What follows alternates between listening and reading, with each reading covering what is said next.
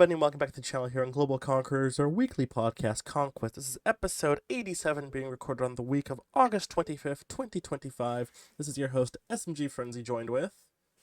AssassinADC as always, back for the weekly podcast. We don't miss these. So, otherwise, yeah, a lot to talk about this week. Good amount of things to talk about. So yeah, we're gonna try to get through it. Try to keep ourselves in a limited time frame as always. But yeah, like always, I'm gonna throw it over to Mark. Try to get us started.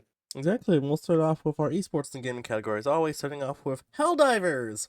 Starting tomorrow, actually, as of we're recording this, August 26th, Helldivers will debut on the Xbox console, and will also debut its Halo Warbond featuring the ODSTs from the game Halo 3 ODST.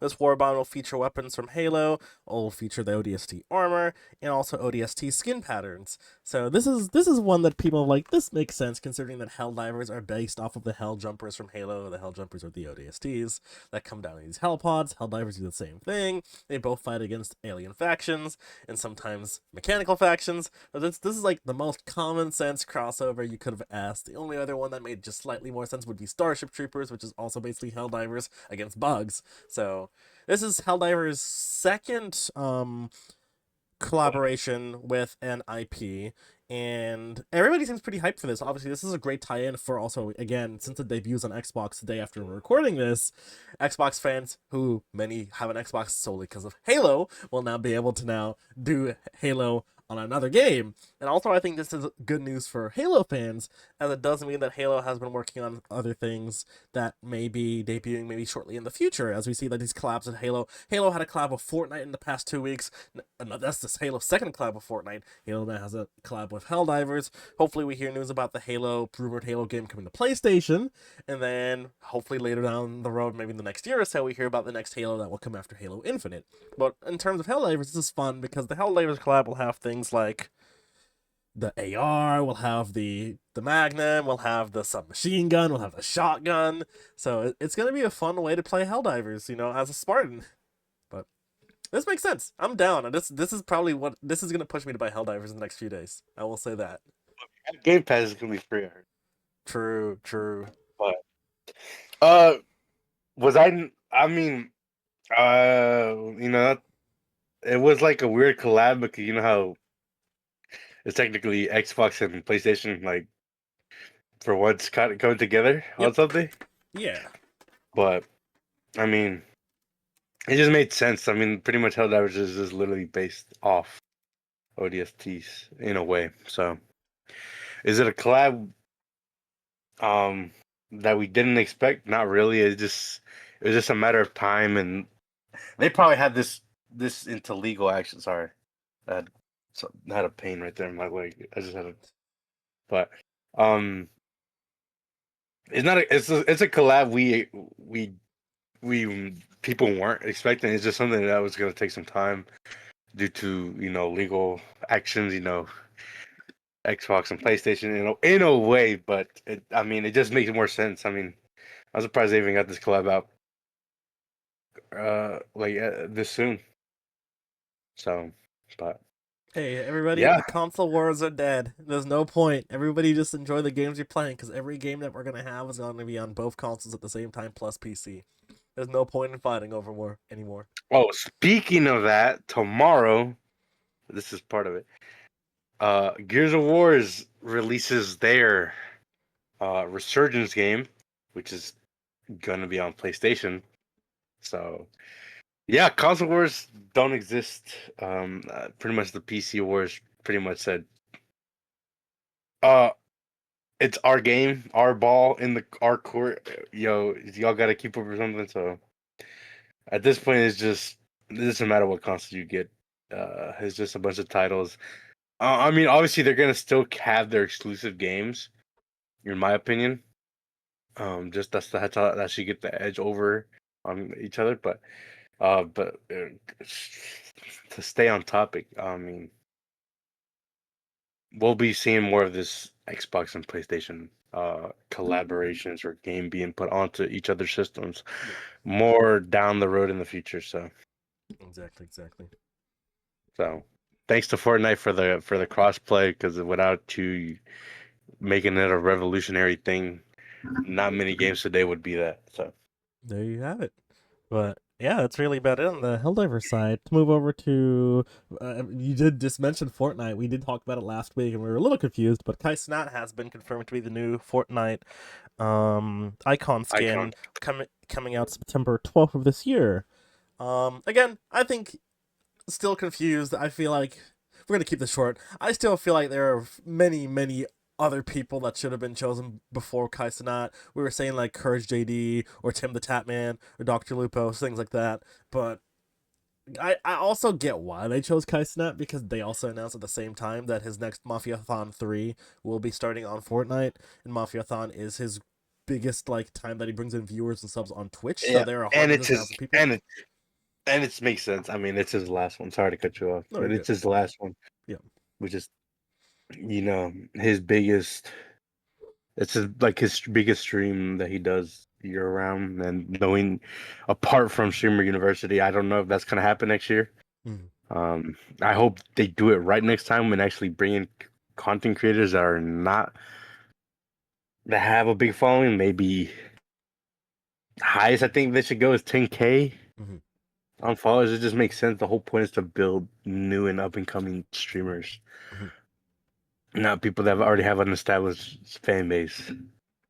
So I get it. You get the clicks, the views, but that whole point of Streamer University is to build these next up and comers. Anyways, yeah, but we talked about it. I can see why they're gonna probably make a lot of money off of this, Mhm. especially if the people that watch Kaisen out a lot, and since this is gonna be taking place, this will come out. Um, I guess what for stream, I so it presume just makes probably. sense. Yeah. So they know what they're doing. It's just a marketing aspect. They're gonna make a lot of money in return. So I mean, there's nothing else to talk about that. It's just a money move, in my opinion. Yeah, exactly. But to move away from Kites and Out, we move over to Counter Strike Esports, where one of the biggest orgs in Counter Strike, Complexity, made a shocking announcement. I actually saw this when it came out live. It was the Complexity CEO came out releasing a video on Twitter noting that they were leaving Counter Strike Esports, and he cited specifically that they were just lacking investment in the scene, and that there just really wasn't enough revenue in Counter Strike, especially as a North American org, to stay in the scene. Obviously, we've heard jokes time and time again that NA Counter Strike is dead, and it was like, it was like, oh, we're bad at Counter Strike, but I think it's gotten to a point where it's like, oh, this is bad for everybody in Counter Strike now. When you have these big orgs that have been deeply intimate in like the CS scene, from the CS:GO days, the early CS scene, to even staying in CS2 and having success both domestically and abroad, and then just being like, there's not money for us to be here. You're like, oh no, what is happening? Especially when Complexity is an org that is in other esports that make significantly less money, like Halo, and they decided to remain in that but have left Counter Strike, which is interesting. But I'm not sure what this means for the CS scene. This is the first big org we've seen leave Counter Strike. Yeah, I mean, I can see why Complicity wouldn't leave the Halo. I mean, they do have a decent roster. I mean, at this point, they might as well just take it out for the last season of Halo, just to leave unabrupt. I mean, you've already invest. I'm pretty sure they probably had an investment going to like, yo, we're gonna invest this much until this 1 year of Halo. Might as well just, you could save the money and just cut it ties, but you might as well just pull through, saying like, yo, we were at the very last Infinite Championships or the last, you know. So they have the reasons. I mean, obviously, the lack of investment and revenue in this year. Um, for some reason, NA can't do Counter Strike properly, or just games in general. Uh, I don't know why. I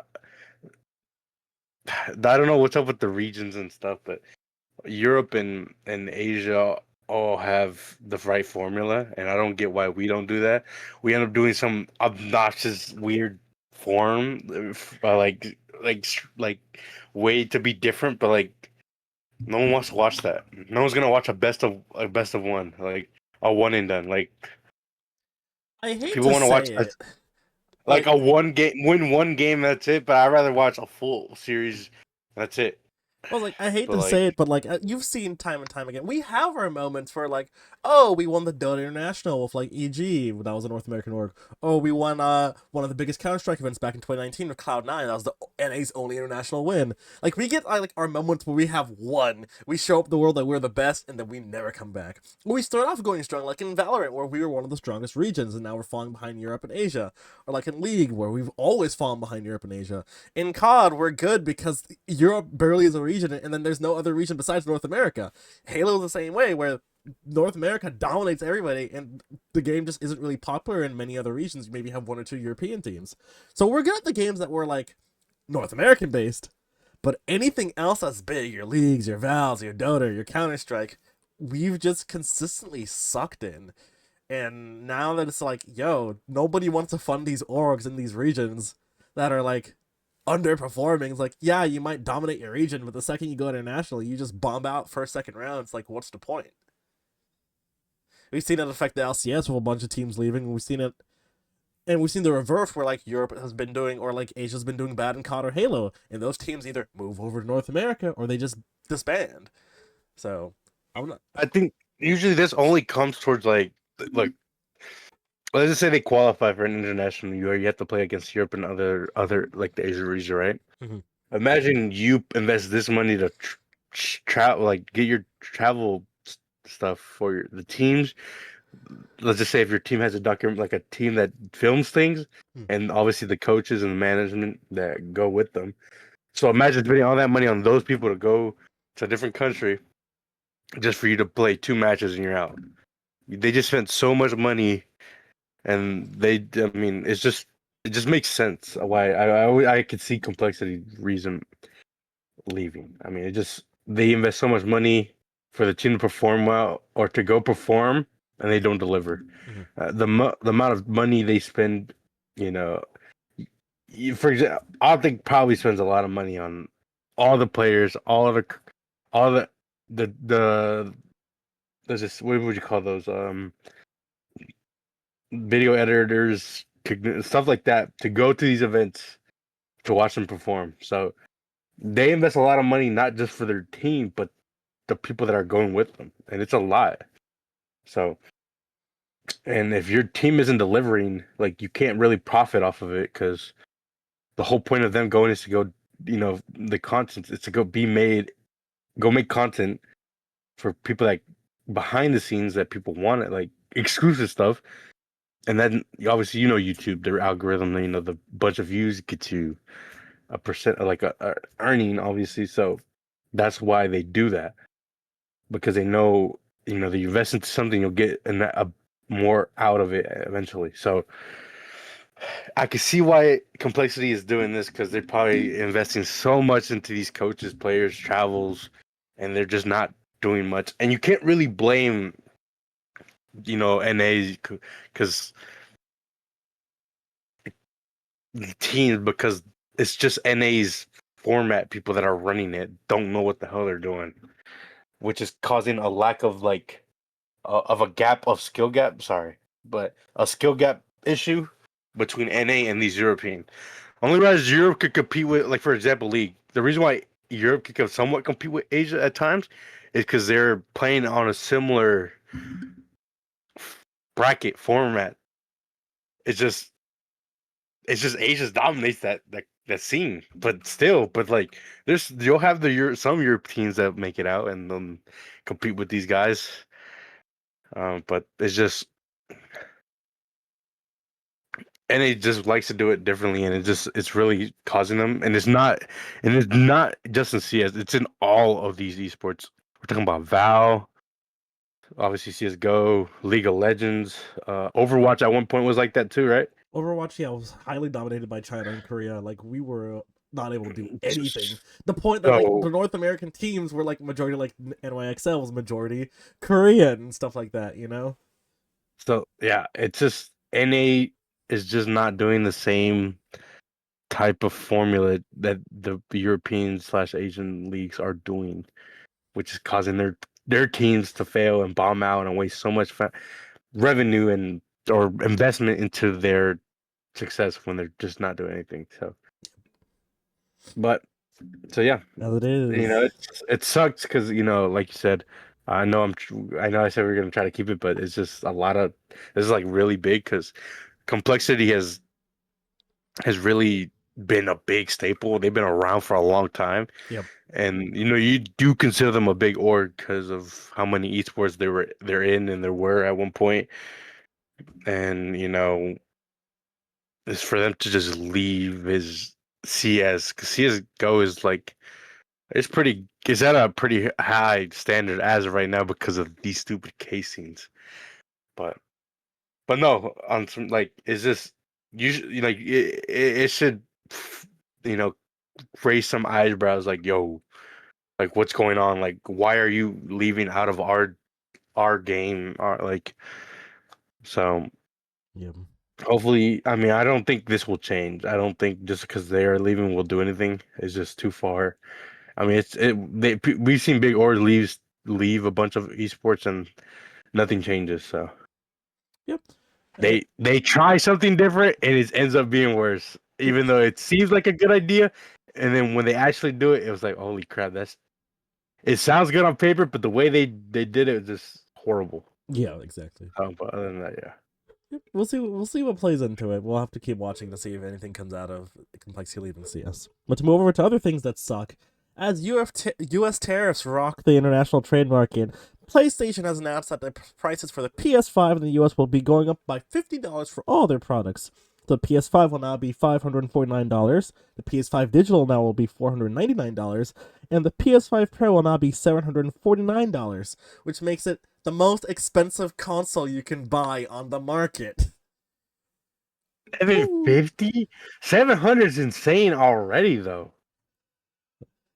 What is Xbox's thing? Like 500, 600? I think it's almost the same as like 500. I think one's 500 runs around 550, and the other one's like 740, so like just a little bit under the PlayStation one. So consoles in general, again, I think we talked about last week how games are still releasing on the Xbox One and PS4. We're seeing why people are not able to buy these consoles. They are expensive when they came out, and they're even more expensive now. Bro, I mean, I didn't even get a new console. I just decided to like, dude, I might as well just spend my money on towards a PC, and that's where I'm at. So yeah, I get cooked like, yo, your PC, this and that. You can't play, consoles. I'm like, all right, cool. Try to go open two tabs and watch a video while you play games and open Discord at the same time on your console. Tell me when you can do that shit. So I just want to say, yeah, if you're spending $749 on the PS5 Pro, save that money, buy yourself a PC. Don't buy yourself that console. Don't even spend $500 on that console. Buy yourself a PC. Just save that money. There's no point in this game. Either you go back and you buy an older generation like an Xbox One S or the PS4 Pro, or you buy a console. I mean, you buy a PC. This is an insane amount of money for a discount PC that can't run half the applications a PC can't run. and think about it. They're already in talks about making the new gen consoles while they're boosting up the ones they have now. Yeah. So who knows how much these other ones are gonna come out to be. But yeah, fucking insane.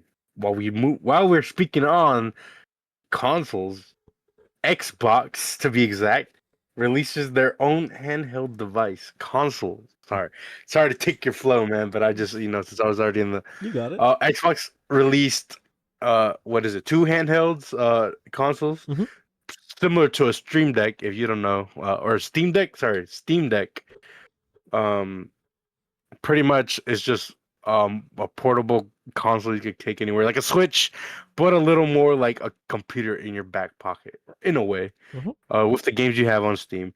So Xbox released two versions. One is the what do you call it? The So it's ROG, or how ROG, would you which stands for Republic of Gamers. Xbox, and then the Republic of Gamers, what X? You have the Republic Gamers Xbox Alley and the Republic Gamers Xbox Alley X. I'll just call it. I mean, the alley doesn't really do anything. It's just That's the thing. it's just I think quick history is that the Republic Gamers Alley was a console before, and the Alley X was also a console before. And then this is the second or third generation of the Alley, and this time they decided to enter into a partnership with Xbox. So now the new Alleys are branded with Xbox logos. They look like they have Xbox joysticks, and as you're mentioning, you can now stream and play Xbox games on them. So. So, yeah, I had this debate with a friend of mine, or as you guys used to know him, Mr. Frijoleros.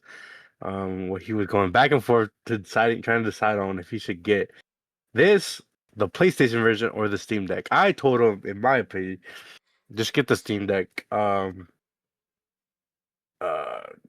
because this you'll have more of a variety to play games instead of just Xbox games. Mm. But you know, I think this product would have been good maybe a couple years back.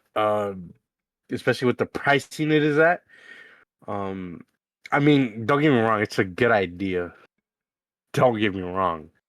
It's just the pricing for it is pretty insane. And yeah, but hey, what are we to judge Xbox on their decisions? And I mean, it makes sense. They want to get part of.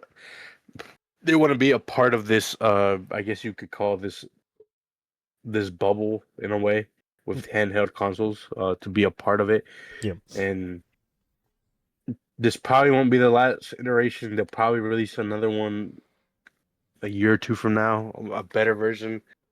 Um, so other than that, I got nothing much to say besides. I mean, it's a good product. I think it should have came out a while back. Yeah. When the time, I think it should have been released the time Nintendo Switch was coming out. That's fair. That's fair. Because that's the reason. That's the only reason why the Switch dominated that market, because they were the only ones in that. Yeah, so other than that, I don't. It's a good idea. The pricing, not so much.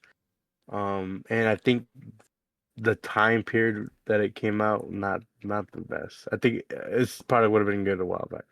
Um, I think, for example, you know the PSP or the Yeah. PS Vita or whatever, that thing was ahead of its time, in my opinion. I think it had so much potential, Mhm. but because of it was just it was so hard to compete with Game Boy at the time. You know, Game Boy. But also, like, Um, it came out, and then shortly after the 3DS came out, and you're like, yeah, no, it's Nintendo. This is their playing field. Like, think about it. It was a cool. You had the concept of being able to play games and watch movies. Yeah. Like that. It was perfect down to minute detail, bro. Haha. Literally, like obviously, I think if it was released maybe PS3, PS4, I think it would have been like all digital though. I don't think it would have been like it would have been their version of what we're getting now with the handheld consoles. Mhm. And I think in my opinion it was ahead of its time. And I still do believe it was ahead of its time. Mhm. And because it was the only thing out there, but because it was like I said, it was competing with Game Boy, and then obviously Nintendo announced, "Yo, we're gonna release a 3DS or DS at the time," which is like, holy shit, two screens, touch screen. So, yeah, I still think the PSP was like the best handheld console that came out, but it Yeah. was just too ahead of its time. As Anyways, it is. I think if you really want these, I really should really consider if you are a person that travels a lot, this may be more towards you. I think because my opinion, if you're home and you have a console or PC, you rather want to play that while you're at home and not your handheld device. I will I think say, go ahead first. Yeah. I think this was made mainly for people that travel a lot and want a game on the go. Mhm. But this is like like I said, I had this conversation with Brian. Like, hey, I'm home. Why would I want to play my handheld console when I have my actual full console or my computer to use? You know, that's the whole point of having it at home. Yeah. But sorry, you go ahead and tell me what I was gonna say, I will you say think. this is like for me, I'm going to like Dragon Con this weekend, and like these events have like very long lines, and a lot of times you'll see people pull out their Switches, like and it makes sense. Like you want to game, you want to sit down and do something instead of gaming on your phone, which while phones can run mobile games a little bit better these days, you have a console that is as strong as some of these like older generation like Xboxes and PlayStations that can run more complex games that are also like cross-platform, cross-play, so on and so forth. So I feel like this is definitely meant for the people who like they love Xbox games, they want to play Xbox games on the go. And instead of streaming like on their laptop, which may not be capable for certain things, now you have like an actual handheld device that you can whip out like your Switch that you can play on the go.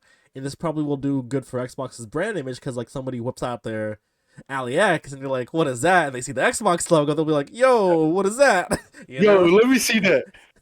So What alien sent this? exactly. So yeah.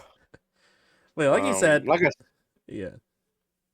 no, sorry. Go ahead. What you gonna say? No, I mean, like you said, I think it's mostly for people who are traveling on the go, on the move. Besides that, people are gonna buy consoles or a PC. So No BS. I think if I was traveling, I think I would own a DS, mm, not even a Switch or a PSP. okay.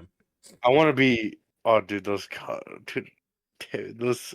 I might even try to get my hands on one like soon. Okay, okay. I mean, I have a Switch, and I mean, I'll use it here and there, but like, it's mainly for like when I travel. Like, if I go places, I take it with me because it's like a convenient on the go console. Yep. I took it on a plane, not recently, obviously. But anyways, that's not the whole point. Yeah, I think these consoles, these handheld, are just made for people that travel a lot and are just waiting to go. They want to play their games on a little like just before they get on their fight or when they're waiting in line, like you said. Yep. Um, it's good for those people in that marketing, or that part of the marketing they should go for. Yeah, exactly. So this is not made for people that have consoles at home. Like, why the hell would I want to play this when I have my whole console Yep. sitting right in front of me? So, anyways, Yeah, yeah, we'll move on. yeah, we're gonna move on. I'm telling you, we're not. This is not gonna be half an hour. We got still a lot to cover. We're gonna move on to some unfortunate news on Kick. This is under active investigation, so a lot of the news under this is still subject to change. So keep that in mind. But French Kick streamer John Pormanov unfortunately passed away in his sleep at age 46 while on a 10-day extreme live stream marathon. For many who don't know, and I didn't know about him until obviously the events occurred, he was a fairly popular French kick streamer who was, some would like say, a low income individual who got roped into like the streaming house with quote unquote friends, and you're gonna see why I say the quote unquote friends part. These friends forced him to do extreme challenges on his channel. They would basically physically abuse him on Kick for content on day to day. They would do sleep deprivation challenges. They would hit him. They would throw things at him, and they also thought that he was just playing, asleep, or like was deep sleeping or whatever recently, until they figured out that he passed away. The French government has called out these individuals and called out Kick for their safety moderation features and not being able to punish the individuals that have driven him to this unfortunate spot in his life. And it's just, it goes back to the whole content of Kick trying to be different than Twitch. We know Kick as like the gambling platform of Twitch as a counterpart. We know that Kick has been trying to poach different Twitch streamers. I think Mr. Beast recently signed with Kick recently, which was kind of wild. Um, Kick has a lot of controversial people, and Kick has allowed a lot of unfortunate content to just take place on their platform time and time again. It has a lot of rejects from Twitch. Yeah. No, not Mr. Beast. I'm surprised Mr. Beast even signed with them. I thought he would have gotten a YouTube deal. I don't know. Knowing he's their biggest fucking creator on there. So either Kick got so much money they offered Mr. Beast to join their platform, or YouTube just said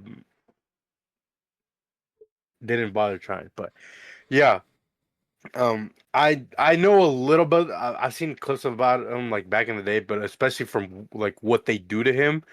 I mean, they do some crazy stuff to him. I mean, it's pretty bad. It's like, I mean, I hate to say it, but they kind of abused him like really badly, and I don't get how you could call them yourselves his friend, um, for how you tortured him for the last couple of years. I mean, someone literally posted a compilation of like the things that were done to him in the last like years they worked together. Yeah.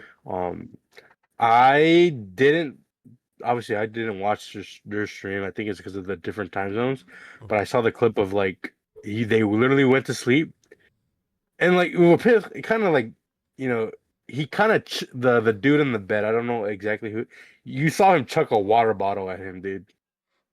Like you did. I mean, I don't know. I think unless I saw it wrong, but I saw him chuck something at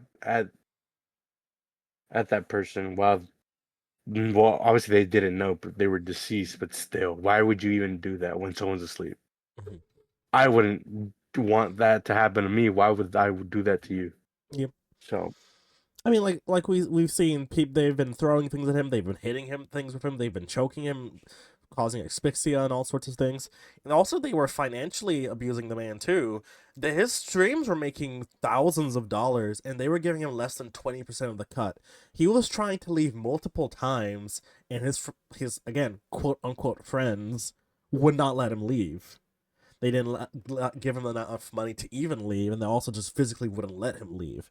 So it was just it shouldn't have gotten even anywhere close to the situation. Kick should have shut this down the second that these actions started occurring on stream. And we're going to see what happens to Kick. I mean, the French government's calling out Kick, obviously because this is a French streamer. We'll see if it ends up having anything come to like the European court, because Kick is an Australian service. So we'll see if this has anything that comes up in the European or Australian side, and if Kick will change their moderation going forward. But this when bad things happen on Twitch, like when like in America for a case, we had a mass shooter back in Buffalo who live streamed part of the shooting on Kick. He got banned very fast, as things were going down. Obviously, this is like these are platforms where people can sign up day one and start streaming day of. But Twitch, at least, and same with YouTube, at least has very fast moderation. Kick moderation either is non-existent or does not care, which is the issue. yeah, so very sad. Um, hopefully we get more news the the situation. Follow it up. Hopefully, there's some unanswered questions answered very soon. And yeah, may he rest in. Oh, dude. I mean, it sucks. I mean, I like watching the clips, dude. It sucks. I mean, they should have never. You should never ever treat anybody like that, no matter, especially for his age. I mean, obviously 46 isn't, but still. I mean, look how young those other dudes are compared to him. Like, I mean, it's bad though. Like, obviously when we have more information on this situation, we will be covering it when more stuff comes out. But we're gonna move on from the topic. So Yeah, we'll move over to Luminosity Gaming, esports organization that's had some ups and downs the past few years, from being in the peak in many shooter and non-shooter games to previously being the organization that was signed Ninja and was where he was when he took off, to now being worth a measly $645,000 and being purchased by Vertical Studios. Um, this I don't know, man. Luminosity's fallen from grace very, very hard. People have been claiming this as the continuation, as like the esports winter, where it's lucky that the brand hasn't died, but the fact that they had to sell isn't great either. look, I think I'm surprised more about how much they sold it Hmm. for. That's I think that's Octane used to play for this organization, and he said that his contract was more than what they were selling the org for. And he's like, he probably put them in debt. Obviously, he was just joking. Yeah. But he said some of these contracts of like players are higher than what this org was like. This thing was sold for. So it's crazy. I mean, it's just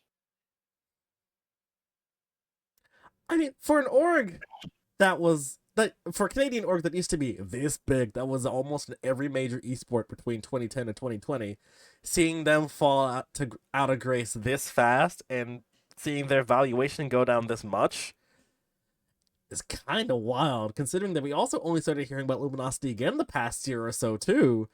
So I'm curious to hear what ended up happening behind the scenes, if we ever do, or what their future ends up I being. I I should have. Well, I expected something was going up because last year's Esports World Cup, Vancouver. Well, was it last year? Vancouver went as LG, I think. Mhm. I think I'm not. I can't guarantee you on that, but this year they didn't even go as They went as Vancouver Search, so they went as the the parent company org or so pretty weird. And then obviously this what happened. This broke out what maybe 2-3 days ago. Yeah.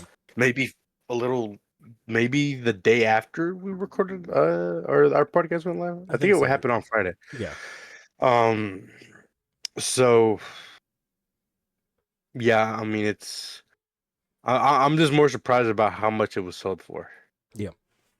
which is pretty much most of these current high superstar players in the leagues are what they're making, and to know a company just sold for that much is pretty much saying they didn't they didn't market anything properly. They didn't make any money off of what they were doing, so something didn't go right, and they were like they just had to get out and make something off of it, but.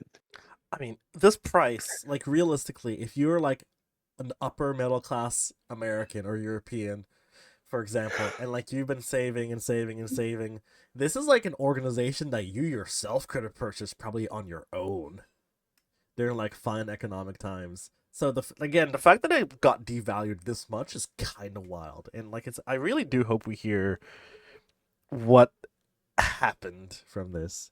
But to hear some more unfortunate esports events going on this week, we go over to Dota, the International, where one of the biggest Dota orgs, Gaimin Gladiators, has announced that they were withdrawing from the International, and also that their players would not be able to play in the International.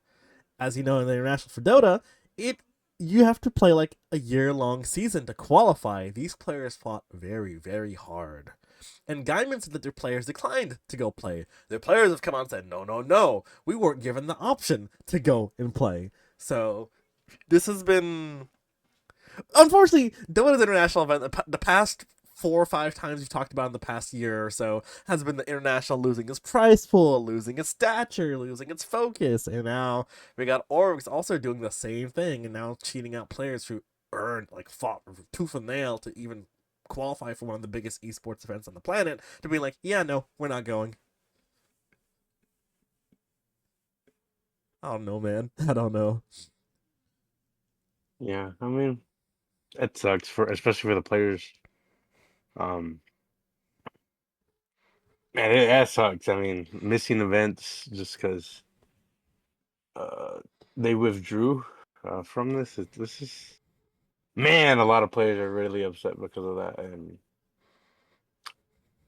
yeah, I mean, I don't really know much more I could say on this because you have to get this from the players' perspective more than ours because imagine. I mean, the whole point was signing with an org is to go travel and compete, and for that aspect to be taken away from you is a pretty big deal. So I could tell why a lot of people are upset.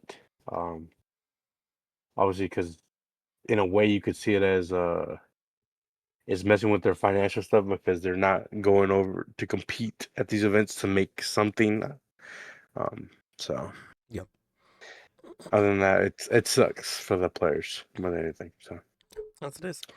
Move over to the Esports World Cup, which just wrapped up its tournament the past 4 or 5 days. Um, Ooh, and get me out of that.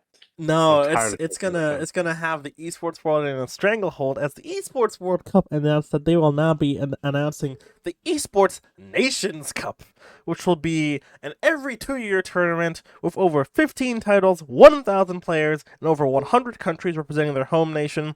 The hosting country will not just be in Saudi Arabia. This time we'll actually have a rotating host. Um, and then it will be partnered with EA, Tencent, Krafton, and Ubisoft. So you notice there's no Riot Games or Activision Blizzard or stuff. So it'll be interesting to see where it starts off. We're seeing like EA, Tencent, and Ubisoft. I don't know what games they're gonna pick for this initially, because this is an interesting group that they're partnering with. Um, Maybe like your Rainbow Six Sieges and your Rocket Leagues and those mobile games that you see. But Yeah. I wonder how this I will don't. also disrupt the esports calendar. Well, I know because not all the players would be going to this, just a certain amount. Mhm. But how do you even get to pick from that? Like, let's just say COD, right? Yeah. How many U.S. players are going to be missing out on the event? They'll probably have the 4 starters and then maybe a sub or two.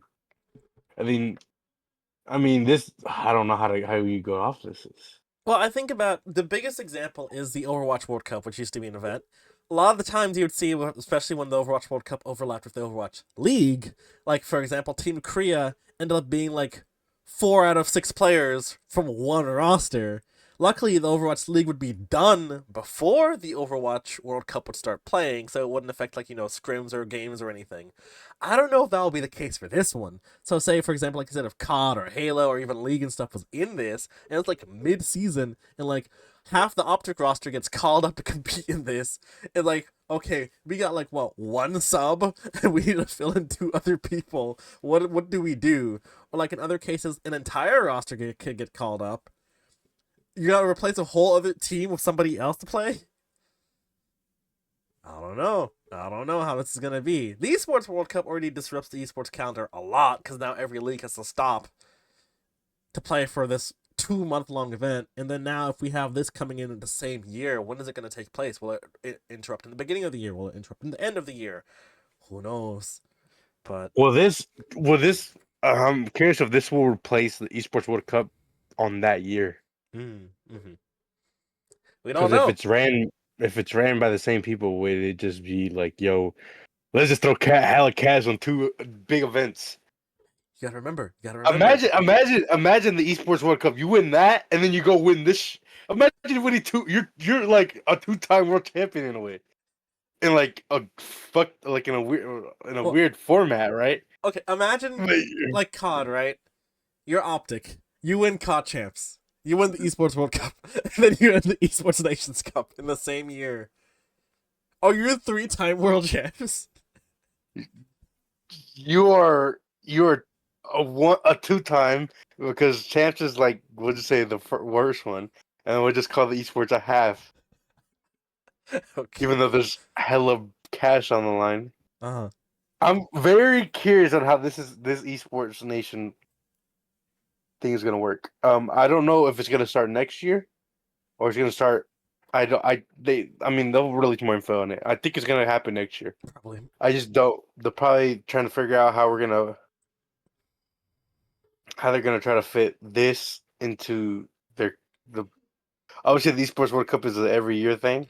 Yep. In my opinion, I think it should be every 4 years, like it traditionally should be, or every 3 years, or every 2 years. But with the Nation League or whatever the hell the Nations Cup thing, is a thing now. Which I think the Nation Cup should be what the Esports World Cup should be, and then I think the Esports World Cup should be what is the Nations Cup, because it makes more sense. Team USA is competing against Team something like in a different region. That's a World Cup, right? You're playing against other countries. But then also, like, you look at like the Nations League in Europe. It's also against other countries in Europe, though. So Yeah, both but it's mean in Europe. Yeah. No, I get what you mean.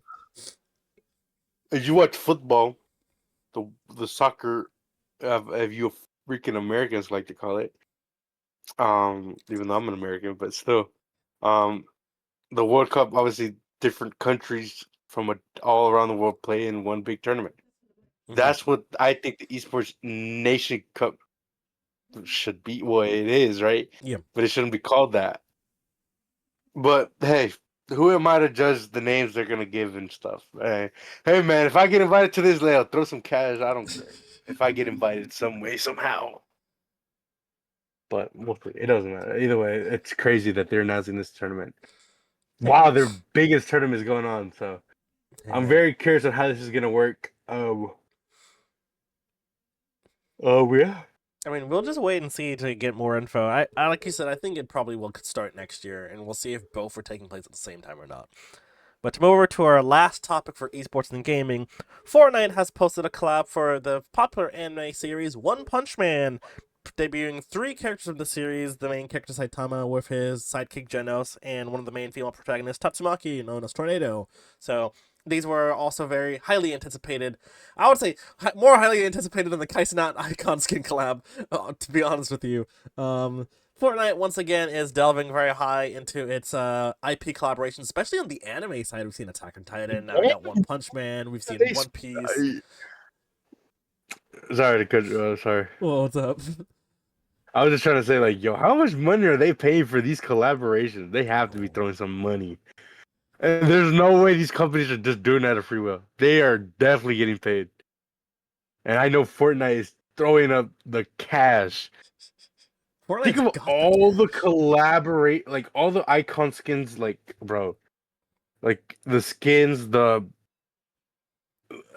know how the music, the music festival. Yeah, exactly. How much money they pay for those, like license, like those. I mean, Bro, game that has money. like what? You have a game that has Halo. You got the Avengers. You got the Power Rangers. You got One Punch Man. You got music from Ariana Grande and Charlie XCX. Like, it's kind of wild. I don't know how much Fortnite is like dumping into licensing these IPs for their game, and then how much the creators of the IPs are making from each skin that is bought. But both Fortnite and these creators are making bank. It is insane bank that is being rolled right here. They making bank. I know that. I don't know how they're doing it or where they get. I mean, people will buy skins. Let's think. Yep. Let's see. The big name. Let's see. Let me just name off a couple that I think are. First one was what? Like celebrity. Was it Marshmello? Yeah. Then we had Travis Scott. Then we had like artists. This is just music. Bruno Mars, The Weeknd. All right, think about that. Ariana Grande. I mean, god damn, they were throwing up. Then they had sports icons. They have LeBron James, Patrick. Like, there's some insane names on these like icons. Neymar, Harry Kane, Caleb or Lame. What's his name? The Twitch streamer. Yeah. J Balvin. Obviously we have the Fortnite creators, but obviously it's separate. Like, dude, they're throwing some money at these. Like they're paying a lot to get these, and obviously they're benefiting because they're making a lot of money off of it. Obviously, they're gonna get a percentage of what they make from these skins, right? Fortnite's got money. They are now they got money. They are the Roblox of now. Ooh, okay. They're taking the Roblox. Funny that you do mention that. I guess to close off the esports gaming side, Roblox did. We were looking at player stats recently. Roblox currently now reigns as supreme for the gaming platforms, having concurrently over 40+ million players daily online, passing Steam's previous count. So Roblox is currently the most played gaming platform of all time. Hey, let's guess how many bad people are on that app from those 40 something. Probably a lot, unfortunately. I say 30 out of the 40. No, it's not that high. It's not that high. No way. Okay, maybe 25 out of the 40. That's still too high. No. Okay, 20. No. Take it or leave it. It's like a couple thousand people that are bad. I'll say a mil. A mil? I feel like that's high. Maybe a mil, but I feel like that's very high. But I mean, I don't know. Hey, man, especially how high, especially with everything going on with them, they need to lock in, bro. Yeah. They definitely do. But anyways. But yeah. Yeah, go ahead. To close off what? The esports topic? Esports and gaming. We're hopping over to general news where we're talking about more artists, actually. Vegas, Justin Bieber impersonator was able to dupe the people at a stage performance, get on stage, perform a few songs, get away with a hefty fine, and leave unscathed. I don't know. I thought Justin Bieber fans would at least recognize partially what kind of tattoos the man had, considering this man went on stage performing shirtless, and they clearly did not. Also, the fact that he was a bit more of a stocky figure than Justin Bieber, fans didn't realize. I thought people would at least realize the voice. I guess it was close enough. I don't know. He was able to dupe technicians, stage staff, backstage staff, and fans, taking photos and autographs and everything. Had security walking around. I don't know how this happens, but it's a funny event, and it happened in Vegas, and of course it would happen in Vegas. I guess. I mean, it's a Vegas thing to do. Yeah, It looked really real though. Like it looked pretty good. I'm not gonna. I can't even be mad. it's Which I funny. read the comments. I'm like, oh shit. But anyways, It's funny. And then our last topic for general news: IShowSpeed announced his 34-day non-stop streaming marathon starting August 28th, which is around when this episode's coming out.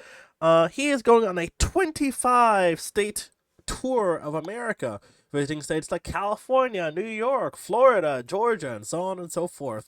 Basically, states that have a lot of people. Half the country's about to get visited by Speed. It's going to be interesting because, as we know, Speed has gone on his world tour. He's visited Mongolia and Japan and South Korea and China and stuff, and has been swarmed by the thousands by fans. So I wonder how a domestic tour is going to turn out. Like, how's this tour in New York or Atlanta or Los Angeles going to be? Like, I'm curious. if when he comes here, I'm gonna go find him. Like, dude, serious? Yeah. I'm like, yo, big fan. Just knew about you 30 seconds ago as a joke. 'Cause I think about it, right? Like, So, he went to, like, these countries, and, like, sometimes the mayors of the cities or even, like, the prime ministers would greet him, the government would comment on him and stuff. Like, will, like, American governors or, like, the mayor of New York or Atlanta or whatever will, like, meet him or invite him for, like, something special? Like, this will be interesting. I do hope he has a security with him. I think we saw when Cenat did his big meetup in New York a few years back how that got really out of hand very fast, and it got ended up being declared as a riot, which was wild. So I hope that Speed Speed plays this more carefully. Speed seems like a very reasonable person despite all his antics. So I think he'll probably go fine. He's just got to play his hand carefully in America is all I got to say. pretty much. Yep, yep. Uh, very excited to see how this goes. It's gonna start very soon. Um, so what? You said 28th, so which is obviously Thursday, and Yep. expect some insane clips to come out day one. Especially how weird some people are in America. Less weirder than the people over there, because for some reason, somewhere in Europe, in just Europe in general, people are more polite, more somewhat reasonable and respectful down there, Mm-hmm. which our country don't give no craps about. They'll just do whatever they can. So, I don't know, but anyways, yep. We'll see how that goes. Exactly. 25 states in 34 days, nonstop, crazy. I wonder where. I'm curious on where his first stop is going to be. I don't know. I don't know if they announced where he'd be or how long. Is he going to be there for like a couple of days in each like a day or two? I don't. I mean, I think the bigger states like California and New York, they'll probably be like 2-3 days because you got like Los Angeles and San Francisco, and so you got multiple like big cities that you can visit versus like a smaller state that he's going to. You might just visit like the capital city and move on for a day, but we'll see. I think that there may have been some details posted, but I haven't seen it myself personally. But it should be a fun thing to watch, genuinely. yeah, Yeah, we'll see once we have more once it starts or stuff like that. So we'll see. exactly. Uh, I think that's about it I though. think So that's. you want to close us out? Thank you guys for watching as always. We appreciate y'all. Uh, we got some big news dropping. What, a week or two from now? I think it's very important. Especially for mock in my opinion. I think. So once there'll probably be a video out there, very special video. So be on the lookout for that. But yeah, Make sure you like, comment, subscribe, turn on that notification bell so you know when we upload. Comment down below what you like, what you didn't like, and tell us what you thought was a very important topic in this podcast. And yeah, follow socials in the description down below. We hope to see y'all in our streams when we start streaming again, and all our socials to see what our daily lives are like. Other than that, I got nothing else to say besides we'll see you guys in the next one. Peace.